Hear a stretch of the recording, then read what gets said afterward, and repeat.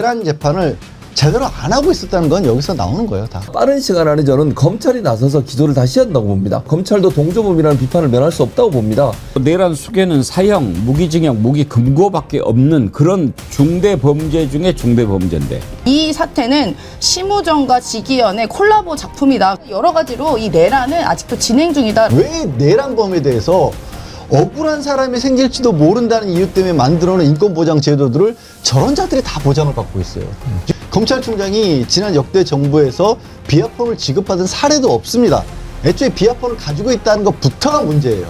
이번 3대 특검이야말로 대한민국을 바로 세우는 그런 특검이거든요. 내란 주요 종사자를 보석으로 굳이 풀어줄 필요가 뭐가 있냐 이거예요, 지기현이는. 일단 비하폰 갖고 있는 사람들 전부 수사 대상에 올라야 된다고 생각합니다. 일단 기본적으로 저는 김건희 건 관련해서는 놀라운 일이 엄청나게 나올 거라고 저는 봅니다. 공통점이 바로 김건희라는 거죠. 속보가 들어왔는데 잠깐 좀 따져볼까요? 양재열 변호사님, 김용현이가 석방됐네요. 보석으로 석방이 됐는데, 이야, 이거 정말 지기현이가 한 거죠. 일단 이 상황 자체를 어떻게 받아들여야 될지는 이제 생각을 좀 해봐야 될 것 같은데, 왜 그러냐면 이 지기현이 워낙에 해괴한 지금 판결을 내려서 지금 윤석열을 풀어주다 보니까 어떤 초점이 다 지기현에게만 갈 수밖에 없는 상황이지만, 또 이번 보석을 하게 된 이유는 뭐냐면 구속 기간이 만료가 됩니다. 예. 이번 달에 김용현뿐만 아니라 뭐 이준이라든가 같이 구속됐던 뭐 그때 당시 군인들도 다 이번 달 말 아니면 7월 초에 다 구속 기간 만료가 되는데, 아시는 분도 있겠지만 구속 기간 만료가 돼서 석방을 하게 되면요, 모든 그 제한 조건이 하나도 없습니다. 그냥 예. 막 돌아다니는 거 아무것도 누구를 만나든 어디를 가건 그냥 재판만 출석을 하면 되는 상황이기 때문에, 그래서 이제 보석을 결정한 이유가 이 검찰 측에서 요청을 한 겁니다. 그냥 풀어지게 되면 조건을 달 수 없다. 하지만 보석은 조건을 달 수가 있습니다. 이 서약서를, 재판에 제대로 나오겠다는 서약서를 내라고 하고, 주거지도 어느 정도 제한할 수가 있고, 그리고 이 사건과 관련된 사람들 만나지 마라 라는 그런 것도 제한할 수 있기 때문에, 이 보석을 쪽이 법원 입장에서는 그나마 나은 결정인데, 문제는 이제 김용현 측에서요, 나 보석 안 받겠다고 반대를 했었습니다. 그래서 보석을 안 받는 게 아니고 조건부 보석. 그러니까요. 예. 조건 보석은 안 받겠다. 예. 두 번을 이미 신청을 했다가 조건을 달겠다고 하니까 예. 나는 그렇게는 안 하겠다고. 그렇게는 안 하겠다였죠. 그래서 예. 지금 이 상황에서도 결정은 나왔지만 저는 김용현이 안 나올 수도 있다고 봅니다. 며칠 더 있다가 보석 없이 그냥 구속기간 만료로 나올 수도 있다고 해요. 왜냐하면 지금 보석 보니까 1억 원 보증금을 내야 되거든요. 예. 안 내버리면 못 풀어줘요. 또 결정 내용이 그렇기 때문에. 그러니까 이 상황을 사실은 원래부터 풀었을 수 있었던 건, 검찰이 조금 더 부지런하게 역할을 해서 다른 그 사유, 다른 혐의로 재구속을 한다든가 하는 게 더 맞았어요. 그런데 이제 검찰이 가지고 있는 뭐 수사권의 한계라는 것도 그들은 얘기를 하고 있지만, 그런 것들이 불가능했기 때문에 지금 법원에서 이 결정을 내린 거라서, 하여튼 법원도 마찬가지고 검찰도 마찬가지고 이 지금 내란 재판을 제대로 안 하고 있었다는 건 여기서 나오는 거예요. 다 할 별 없이. 그러니까요. 원래 이제 구속기간 만료라고 하는 것은 그 구속기간 안에 네. 모든 문제를 다 이제 정리를 한다는 그런 6개월 전제하에 안에, 예. 하는 거 아닙니까? 네. 그런데 지기현 입장에서 우리가 지기현이를 잘 아는데 얼마나 풀어주고 싶었는데 기간이 만료가 되고 뭐 이런 핑계가 생긴 거 아닙니까? 그렇습니다. 그걸 이제 그 핑계를 결정을 똑같아요. 그때 이 지기현이 윤석열 풀어줄 때도 희한한 무슨 날짜 시간을 계산해가지고 70년 만에 처음으로 그렇게 풀어줬는데, 검찰도 즉시항도 안 해버렸지 않습니까? 그러니까 이게 제가 말씀드리고 지기현이 잘했다는 게 아니라, 이 상황을 검찰이 만들어놓고 똑같이 이번에는 또 지기현이 그걸 받은 거예요. 그러니까 이 상황 자체가 말씀하신 것처럼 지기현 입장에서는 잘 됐네, 뭐 풀어주지, 이렇게 돼버린 겁니다. 노상훈이도 지금 구속기간 만료가 돼간단 말이에요. 그러면 그래요, 김용현, 노상훈 이런 자들이 나와서 돌아다닌다. 이게 국민 감정이 용납이 되겠습니까? 용납이 안 되죠. 그러니까 말씀하신 것처럼 지금 관련자들, 내란 관련자들이 모두 다 지금 7월 안에 다 풀려나게 돼 있어요. 제일 늦은 게 7월 뭐 10 며칠인가 그러고 다 7월 초에 다 풀려나게 돼 있더라고요. 6개월이 만료가 되는 건데, 그러니까 검찰이 일단 물론 뭐 여러 가지 뭐 따질 게 많아서 법원 입장에 시간이 걸린다고 얘기할 수는 있겠지만 검찰 입장에 다른 건으로 기소가 가능하다고 저는 보거든요. 민주당에서도 김효영 같은 경우에는 다른 건으로 기소가 가능한데 검찰이 왜 기소를 안 하냐는 거예요. 검찰 입장에서 기소를 해서 다시 구속하면 되는 거 아니겠습니까? 다른 건으로 또 기소가 될 수 있는 부분도 있고, 왜냐하면 민간인 노상원에게 뭐 비화폰을 지급해다든지 뭐 여러 가지 건들이 있기 때문에 새로 발견된 건을 가지고 구속 기소하면 가능한 문제인데 그걸 하지 않은 것도 문제고, 재판부도 좀 더 빨리빨리 결정을 해서 6개월 안에 결정을 내려줬으면 이런 일이 없을 텐데 이런 문제가 발생하게 된 거 아니겠습니까? 그렇기 때문에 이 문제는 지금 뭐 어쩔 수 없이 김효영 같은 경우에 이제 뭐 본인이 안 나올 수 있겠죠. 양지열 변호사 말처럼. 그러나 빠른 시간 안에 저는 검찰이 나서서 기소를 다시 한다고 봅니다. 뭐 시간이 얼마나 걸릴지 모르겠지만 가능한 범위 내에서 할 수 있는 범위를 최선을 다해야 되기 때문에 구속 기소를 할 수 있도록 하는 방안들을 검찰이 찾아내야 된다. 검찰도 만약에 그냥 이대로 뭐 손 놓고 있으면요, 검찰도 동조범이라는 비판을 면할 수 없다고 봅니다. 아니 검찰이 왜 그걸 구속 기소 안 하는 겁니까? 다른 건에 대한 기소를 하면 되는 거잖아요. 그 기소하는 것이 하나의 방법이 될 수 있다고 생각합니다. 크라켄님, 검찰 토스, 직위원 스파이크 그러셨는데, 아니 세상에 내란이라고 하는 게 얼마나 큰 죄입니까? 대통령 특권도 없는 것이고, 기본적으로 내란 수괴는 사형, 무기징역, 무기금고밖에 없는 그런 중대범죄 중에 중대범죄인데, 그 우두머리 나와서 반바지 입고 돌아다니고, 그 다음에 그 우두머리보다도 그 다음 더 센 놈이었을 수도 있는 김용현 노상원이가 풀려서 돌아다닌다. 아니 지금 법원에서 윤석열이랑 관련자 연락 금지 이런 조건을 내걸었다는데, 임세현 대변인님. 네. 연락하는지 안 하는지 지네들이 어떻게 알아요? 누가 뭐 지네들 전화로 합니까? 그러니까요. 어떻게 합니까? 이 사람들 비화폰으로도 전화 자유롭게 했던 사람들인데 뭔 연락을 못 하겠습니까? 솔직히 나오게 되면요, 김용현, 노상원, 윤석열 이렇게 뭐 만나가지고 삼겹살 거먹을지 우리가 어찌합니까? 거기에 뭐 직위원이 꼈을 수도 있고, 하다못해 실무장이 꼈을 수 있고, 몰라요. 우리가 어떻게 되는지 모릅니다. 그러니까 저는 이렇게 이 사태는 심우정과 직위원의 콜라보 작품이다, 그렇게 생각이 듭니다. 어차피 지금 특검을 앞두고 있지 않습니까? 특검까지 임명이 된 상황이고, 그리고 만료가 26일이에요. 김용현 같은 경우는요. 그러면은 10일이나 남았는데 굳이 지금 보석을 해야 되는 게 맞냐라는 의구심이 드는 것이죠. 기간이 만료됐기 때문에 자동으로 풀려나는 것보다 그래도 조건을 거는 게 낫다라는 토론은 있을 수 있겠지만, 과연 그게 최선일까라는 생각이 듭니다. 그럼 최선의 노력을 더 했던가요? 그동안의 직위원 재판부는 김용현 사건과 기타 내란 공범들에 관해서 재판을 모두 다 비공개했습니다. 그 재판에서 무슨 이야기가 있었고 어떤 혐의가 나왔는지 밝혀졌는지 어떤 증언이 있었는지 아무도 몰라요.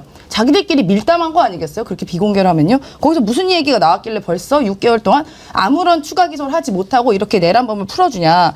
이렇게 되면 다른 내란 공범들 있지 않겠습니까? 앞으로 추가로 쭉쭉쭉 나올 내란 공범들. 그 사람들이 그럼 우리도 불구속 재판하겠다라고 말하면 할 말이 없어지는 거예요. 이미 선례를 줬기 때문에. 김용현 같은 이 막대한 범죄자도 보석을 풀어준 상황에 다른 내란 공범도 나는 이거보다 혐의가 얕은데 나도 불구속 해줘야지 하면 할 말이 없는 거예요. 이런 선례를 저는 만들었다고 보고요. 검찰과 직위원이 그 일부러 해태했다. 업무를 해태하고 일부러 무능력함을 보여줬다라고 저는 생각이 듭니다. 그리고 심우정과 윤석열이 또 아크로비스타에 같이 살잖아요. 같은 아파트 살지 않겠습니까? 그래서 실제로 그 둘이 뭐 같은 식당 들어갔다는 증언도 있고, 그러니까 여러 가지로 이 내란은 아직도 진행 중이다라는 생각이 듭니다. 사실 그 뭐 구속 기간이라든가 보석 제도라든가 아니면 지금 뭐 관할권을 둬서 내란에 대해서는 뭐 경찰이 수사하고 이런 것들을 보장했던 이유는 뭐냐면요, 이 평범한 국민들의 인권 보장을 위해서 이렇게 절차를 까다롭게 만들어 놓은 겁니다. 하지만 지금 그런데 생각지도 못한 내란을 저지른 자들이 나타난 겁니다. 사실 이런 제도, 이런 절차에 대해서는 아예 안 만들어져 있다고 보는 게 맞거든요. 그래서 초기부터 이건 수사부터 재판까지도 특검을 만들고 특별재판부를 만들어야 된다라는 얘기가 나왔던 거고, 이재명 대통령도 이제 후보 시절에 한 얘기지만 그런 말씀을 하셨거든요.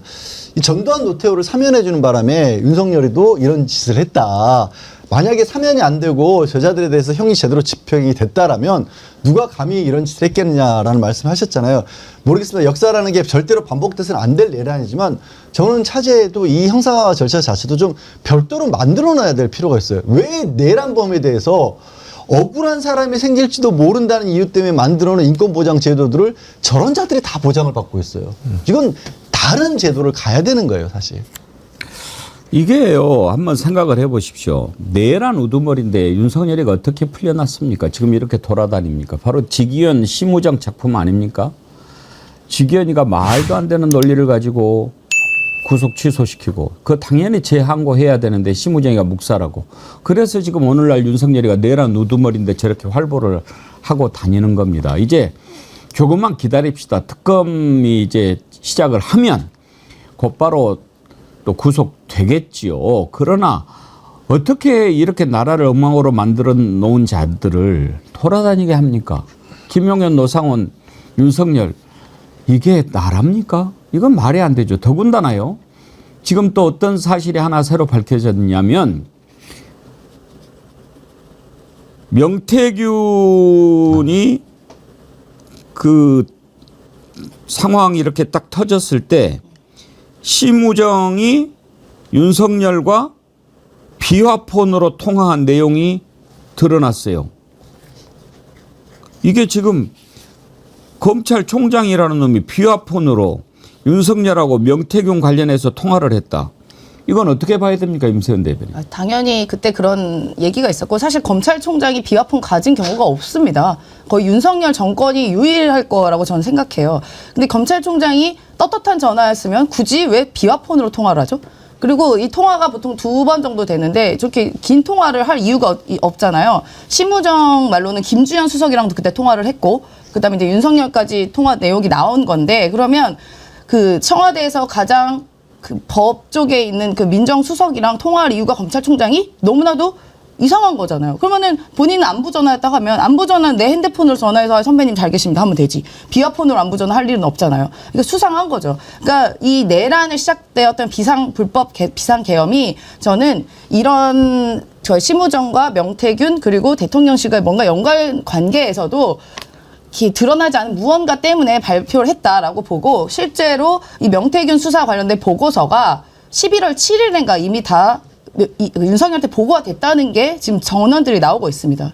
이미 다 명태균 관련된 게 너무나도 불법으로 비리들이 많았던 걸 대통령실도 알고 심우정도 알고 명태균도 그걸 갖고 이용했고라는 것이고, 저 때가 그 명태균 씨가 윤석열 뭐 탄핵 운운할 때요, 또 심지어 저 때가. 그러니까 모든 게 약간 수상한 게 있죠. 맞추다 보면은 저는 이 부분도 분명히 내 특검에서 나올 거다 생각합니다. 이 부분 특검해야죠. 네, 정확히 윤석열은 아니고요. 아직 윤석열이라고 지명이 된 건 아니고 지금 김주현하고 네. 저 심우정이 통화를 했는데, 심우정이 해명을 했어요. 검찰 정책 행정과 관련한 통화를 했다. 말이 됩니까? 아니 세상에 검찰총장 민정수석이 비화폰으로 왜 통화를 합니까? 그것도요. 오전 8시 50분에 12분 32초 통화하고, 또 그 다음날 오후 2시 2분에 11분 36초를 통화를 해요. 최지봉 교수님. 네. 비화폰으로 두 사람이 10분 넘게 통화할 일이 뭐가 있습니까? 없죠. 그러니까 뭐 왜 비화폰을 하는 게 일단 말이 안 되는 거예요. 뭔가 숨기지 않으려면 비화폰을 할 이유가 없잖아요. 그냥 인사처 전화인데 비화폰을 쓴다는 것도 말이 안 되고, 임세현 대변인이 아까 얘기했지만 기본적으로 검찰총장이 비화폰을 갖고 있는 것 자체가 이상한 거예요.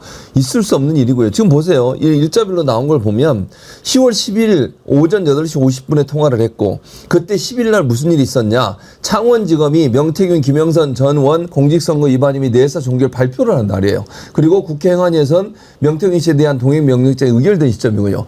이와 관련된 통화가 이루어졌을 가능성을 누구든 예측해 볼 수 있는 거 아닙니까? 또 하나 11일 날 오후 2시 2분에 또 통화를 했는데, 그리고 나서 그날 법제사법위원회에서 강혜경 씨를 대검찰청 국정감사직으로 채택을 했고, 윤석열 부부가 동남아 3개국 순방 뒤 귀국한 날이었고요. 그리고 더 중요한 건 17일이에요. 17일 날 중앙지검이 김건희 도이치모터스 주가 조작 무혐의를 발표한 날이에요. 이게 만약에 11일 날 하고 6일 만에 발표한 거 아닙니까? 연관성이 전혀 없다고 보기 어려워요. 뭐 김건희 관련해서는 엄청나게 많은 논란이 있었고, 조사도 제대로 안 했다고는 비판이 있었음에도 불구하고 무혐의 처리를 밀어붙였잖아요. 그렇게 됐다고 하면 11일 날 통화나 11일 날 통화가 김건희 건 관련된 주가 조작 관련된 통화가 아니었다고 누가 장담할 수 있겠냐고요. 그럼 미리 준비하고 어떻게 하겠다는 계획도 세울 수 있을 거고, 서로 소통하면서 이런 방향으로 가자라고 의견을 모았을 가능성은 예측 가능하다는 말씀을 드리는 겁니다. 그래서 10일과 11일 날 통화가 17일 날과 연결됐다고 보는 건 충분히 의혹을 품을 수 있는 지점이에요. 그러니까 여러 윤석열 관련된, 김건희 관련된 여러 건에 관련된 부분들, 이런 부분들에 대해서 총장과 민정수석이 긴밀하게 소통했을 가능성을 우리는 충분히 의혹을 가질 수밖에 없다고 봅니다. 양질 변호사님, 이번 특검에 심우정 관련 내용도 들어 있습니까? 일단 심우정이라고 콕 집어서 얘기를 하진 않았지만 일단 그 관련 사건들은 다 수사를 할 수가 있도록 돼 있고요. 명태균 건도 당연히 돌아볼 수가 있는 거고, 그리고 지금 사실 민정수석이 왜 검찰 정책과 관련된 부분, 행정 정책과 관련된 부분을 게다가 비하폰을 써서 얘기를 하겠습니까? 이게 민정수석의 업무 범위에 애초에 들어가 있지 않은 얘기인 거고요. 그리고 여러분 그 전화통화 10분 이상 하는 게 그렇게 업무와 관련돼서는요 쉬운 일 아닙니다. 10분. 굉장히 많은 얘기들을 주고받을 수 있는 거거든요. 만약에 사건과 관련된 부분을 통화를 했다면 그 자체가 불법입니다. 검찰총장에 대해서는 개별 사건에 관해서 법무부 장관만이 개별 사건과 관련해서 검찰총장과 논의를 할 수 있는 겁니다. 그리고 그거는 업무이기 때문에 비하폰을 쓸 이유도 없습니다. 사실 그렇기 때문에 검찰총장이 지난 역대 정부에서 비하폰을 지급받은 사례도 없습니다. 애초에 비하폰을 가지고 있다는 것부터가 문제예요. 요즘에 연인끼리도 10분 이상 안 할걸요? 보통 다 텔레그램이나 카카오톡을 하고 전화로는 요새 잘 안 하죠. 부부끼리도 2분 이상 통화하기 힘듭니다. 뭐 할 말이 너무 많아요. 부부끼리면 특히 네, 더 짧게 끝나죠. 네. 아이고 참. 그런데 이제 특검이 임명이 됐고 이제부터 이제 준비 기일이 있잖아요. 근데 사무실 구하는 것도 지금 쉽지가 않다고 그러더라고요. 네. 이게 사무실이 공간의 문제도 있지만 실제로 인원이 많다 보니까 다 이렇게 들어가야 되는 공간도 없고, 두 번째로는 안보상의 여러 가지 노출이 될까봐, 예를 들어 보안 문서들이 굉장히 많지 않습니까? 그러면 이제 특히 내란 특검 같은 경우는 군사 비밀 정보라던가 이런 것들도 충분히 많기 때문에 이런 게 해소돼야 되는 공간이 또 필요하고요. 또 세 번째는 비용이라 하더라고요. 예산이 딱 정해져 있기 때문에 사무실 임대료로 너무 많은 예산이 측정돼 버리면 실제로 수사에 쓰는 비용 자체가 줄어드는 효과가 발생하기 때문에 이런 모든 걸 고려해서 지금 장소를 물색하고 있는데 좀 많이 어렵다, 이렇게는 알고 있습니다. 지금 이 최혜병 특검은 그나마 좀 속도가 빨리 날 것 같습니다. 담당했던 특검이 누구죠? 이명현. 이명현. 예, 이명현 특검이 이 부분은 그동안에 조사해 놓은 게 많이 있으니까 그렇게 오래 걸리지 않을 것 같다. 다른 특검에 비해서 훨씬 더 자신 있게 이야기를 하더라고요. 이미 지금 그 사건 자체를 이제 그 대리를 하고 있는 김정인 변호사를 만나서 다른 것보다도 이제 대통령 그때 당시 윤석열이 경로했다라는 게 이번 그 최희병 사건을 덮게 된 그 시작점 아니겠습니까? 그 부분들에 관해서는 당시에 통화 내역까지도, 그러니까 실제로 이제 윤석열이었는지는 밝혀진 게 아닌데 윤석열 집무실에서 일반 전화로 통화를 했다. 그렇고 이 대통령으로부터 만약에 문제가 시작되지 않았다면 왜 당에 정해져 있었고 해병대 사령관이 발표하는 데 있어서 주변에서 국방부 장관조차도 그대로 진행을 하면 된다라고 했던 게 하루 만에 뒤집혔는지 설명이 안 되지 않습니까? 근데 그 사실관계들은 많은 부분이 다 박정원 특히 대령이 그 조사를 해놓은 게 있습니다. 수사를 해놨었고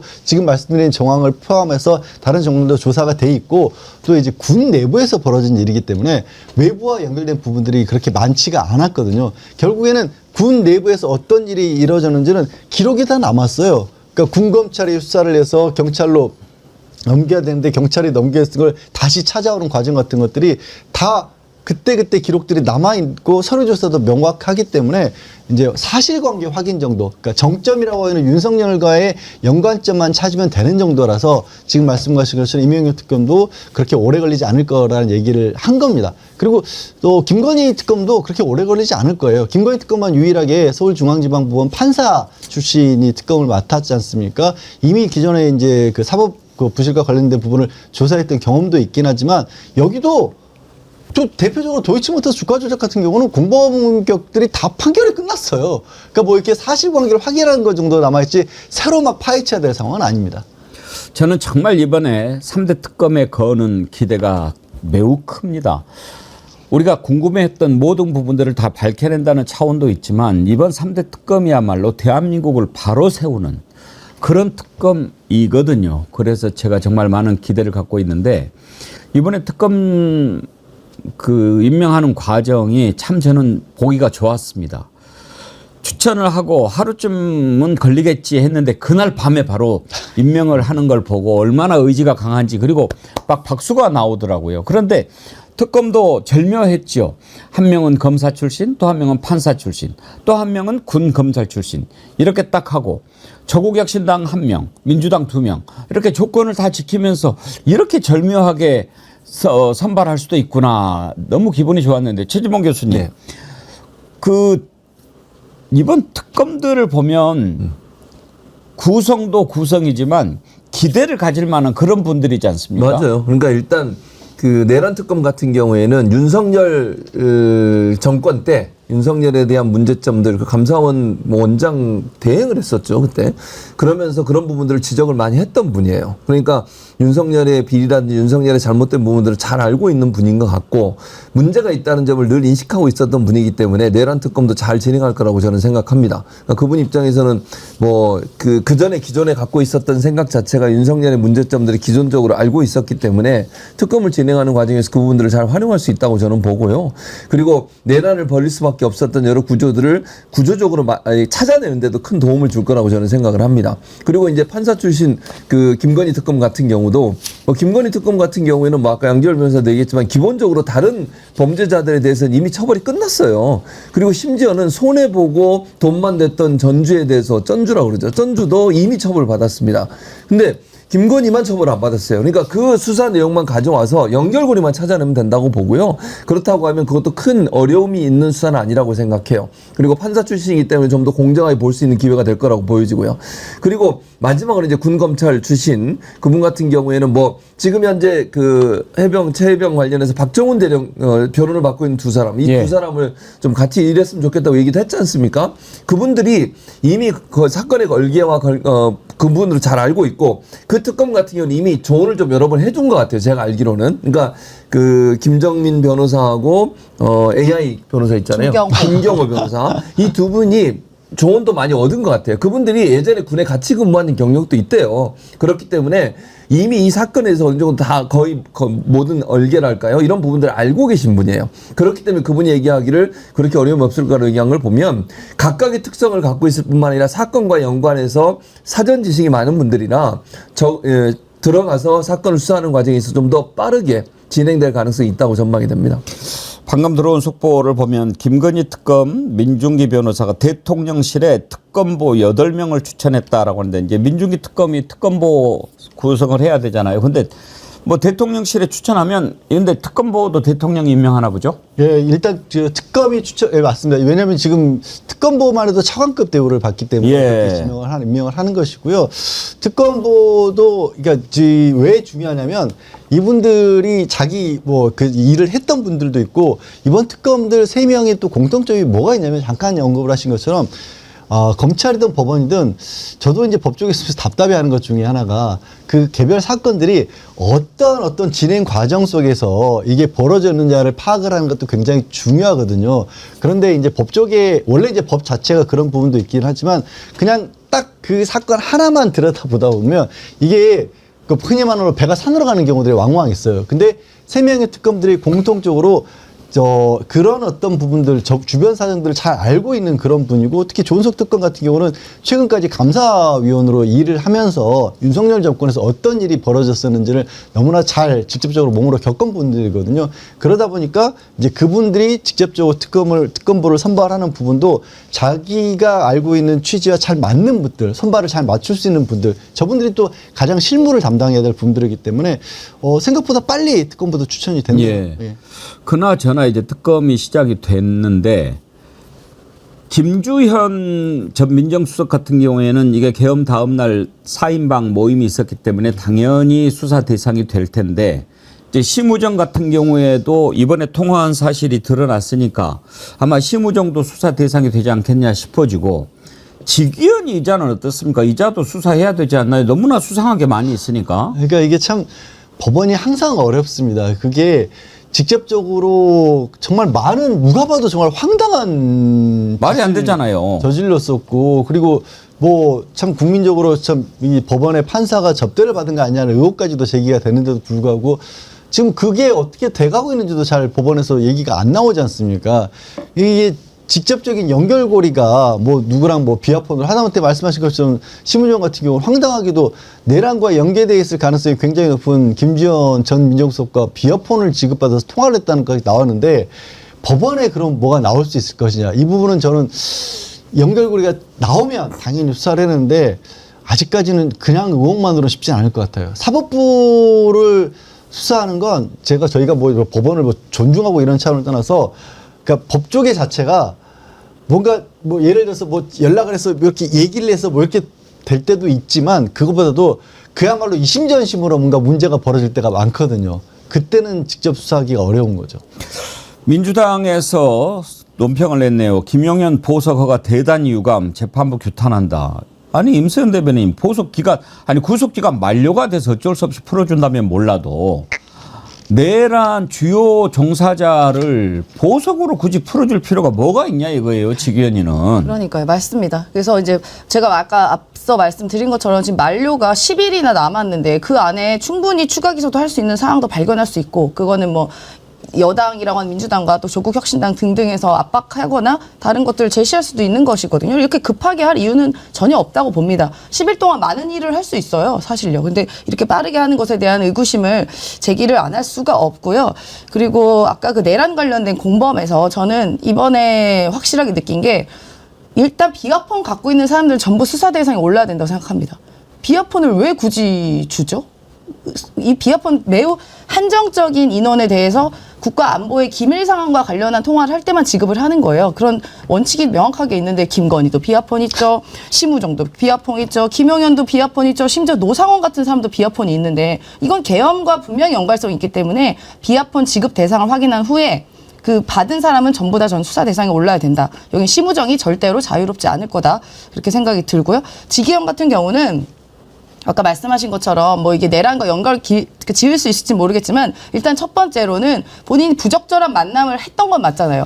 거기서 술을 먹든 안 먹었든 여성 적개건 있든 없든 그 자리에 있었고 그 관련자들이 심지어 법조계 관련된 후배 아니면 동료 이렇게 얘기를 하고 있었으면 판사가 그런 사람 만나는 것 자체가 부적절한 만남인 거잖아요. 거기서 술을 안 먹고 사진만 찍고 왔다 하더라도 밥은 먹었다고 하니까 이 부분에 대해서 징계를 어떻게 진행되고 있는지, 그리고 이 중요한 재판에서 회피가 돼야 되는지 이 부분은 빨리 판단을 해줘야 되는데 지금 아직까지 붙들고 있습니다. 저 이 부분 빨리 처리가 돼야 될 것이고요. 더 나아가서 조의대까지도 어떤 연결이 있냐까지 우린 쭉 갈 수 있다. 조의대도 네. 챙겨야죠. 챙겨야 됩니다. 챙겨야 돼요. 모모님이요. 요즘 백운기 앵커님 싱글벙글 크크크 정권 바꾸기 전에는 혈압에 쓰러지실까봐 조마조마했었는데 아무튼 좋아요. 항상 응원합니다.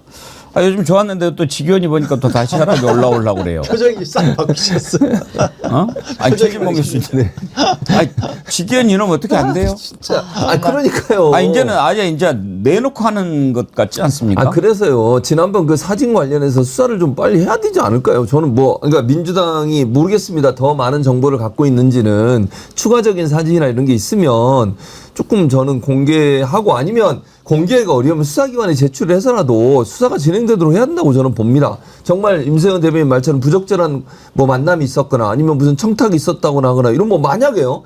후배라고는데 변호사들이나 사건 관련된 사람 만났으면 그건 명백하게 불법이잖아요. 우리는 지금은 알 수가 없지만 그 사진 관련해서는 좀 더 깊이 있는 수사가 필요하고 제보를 더 많이 받고 그래가지고 이거 좀 강제 수사에 들어가야 된다고 저는 봅니다. 판사로는 직책이 있다고 해서 이렇게 막 법의 테두리에 숨어가지고 뭐 이런 문제가 그냥 유야무에 넘어가 버리면 안 되잖아요. 지난번에 사진은 분명히 공개가 됐고 본인은 뭐 해명한 것도 제가 볼 때는 납득이 어려워요, 사실은.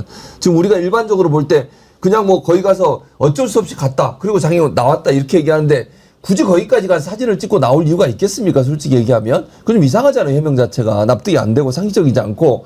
그래서 저는 제보자들을 더 찾아야 되고 민주당 의원들이 조금 더 노력하셔서 사진 만약 갖고 있으면 더 공개하고, 공개하기가 어려우면 아까 말씀드린 수사기관에 제출해서라도 수사가 진행되도록 해서 처벌받도록 만들어야죠. 그럼 계속 지금 재판을 담당하고 있지 않습니까, 지금. 그럼 검찰도 이런 부분에서 기피 신청도 좀 하고 이런 좀 노력을 좀 했으면 좋겠어요. 그래서 지기현 판사 때문에 온 국민이 지금 스트레스 받고 있잖아요. 이 스트레스를 풀 수 있는 방법들을 찾아내야지. 이렇게 손 놓고 있으면 어쩌자는 겁니까, 대체? 이은주님, 근데 비화폰 요금은 누가 내나요? 당연히 국민 세금이죠. 뭐 이게 궁금하세요? 이자들이 뭐 비화폰 뭐 다 나라 세금으로 하는 거 아니에요? 모르겠어요. 비화폰 요금 나라 세금으로 내고 또 SK나 뭐 이런 데서 또 삥 들어가고 또 할지는 모르겠지만, 근데 비화폰 요금은 어디서 이것도 다 통신사로 연결되겠죠? 네, 연결이 되는데 그건 되게 한정된 지금 한정됐다 말하기도 어렵지만은 그 전에는 한정된 전화기만 있었기 때문에 그거 다 국가 세금 경호처 자산으로 되기 때문에 그렇게 처리가 되고 있습니다. 비용 처리는. 참. 그나저나 참 특검이 좀 본격적으로 빨리 착착착착 해가지고 모든 것이 다 백일화에 드러나면 국민들이 놀랄 일이 한두 가지가 아닐 것 같아요. 정말 긴가민가 했던 것들이 드러나면서 놀라고 아니 이런 것도 있었어 하고 놀라고 7070이 그거야 하고 놀라고 최진봉 교수님 네. 생각하시기에는 네. 한번 얘기를 한번 해보세요. 어떤 것이 가장 놀라울 것 같습니까? 놀라울 거요. 너무 많아가지고 뭐 이게 뭐 말로 표현할 수 없을 텐데 일단 기본적으로 저는 김건희 건 관련해서는 놀라운 일이 엄청나게 나올 거라고 저는 봅니다. 일단 주가 조작은 뭐 상수고요. 그거는 뿐만 아니라 대통령실도 그렇고 그다음에 그 관저 있었잖아요. 관저 공사하고 이랬을 때 여러 가지 지금 의혹이 많이 생기고 있지 않습니까? 이런 부분들에서 적나라하게 드러날 거라고 생각합니다. 또 하나 건진과 관련된 부분들 이 부분도요. 우리는 지금 빙산의 일각만 보고 있다고 저는 보거든요.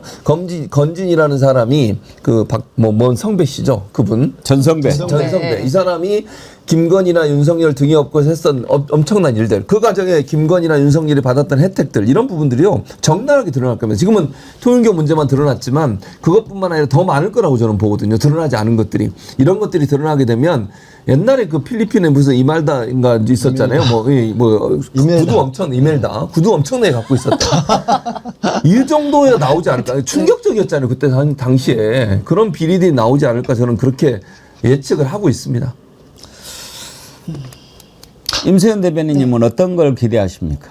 저는 이게 지금 특검이 3개로 출발을 하잖아요. 내란 특검, 김건희 특검, 최혜병 특검이 3개로 출발하는데 강물이 모여서 바다를 만나듯이 나중에는 이 특검이 쫙 모여서 윤석열, 김건희라는 바다로 만날 것 같습니다. 결국에는 하나의 이런 범죄 사실 그러니까 어떤 한 특정인으로 인해서 이렇게 갈라진 거지만 실제로 모이다 보면 윤석열, 김건희 특히나 저는 김건희 일가로 다 모일 것 같아요.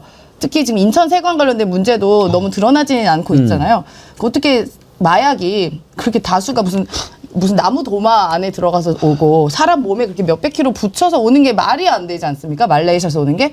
근데 희한하게 또 우연의 일치로 김건희 씨의 남자 형제 중 한 명은 말레이시아에 있다는 거 아니겠습니까? 그러니까 이런 게 과연 연관은 없을까? 근데 우리는 과연 설마 하겠죠. 말이 돼? 근데 그동안에 말이 안 되는 일들이 쭉 3년 동안 있었기 때문에 네. 저는 결국은 김건희 일가의 문제들이 얼마나 더 크게 나올 것인가 그게 더 포인트인 것 같습니다. 바다가 윤석열 바다일지 김건희 바다일지 그게 궁금해요. 저는 김건희 바다가 더 클 것 같은데. 네. 김건희가 태평양이고 윤석열이 대서양 아닐까 싶어요. 태평양 안에 이렇게 있는 하와이 섬 정도 되겠죠. 윤석열은. 양결 변호사님은요?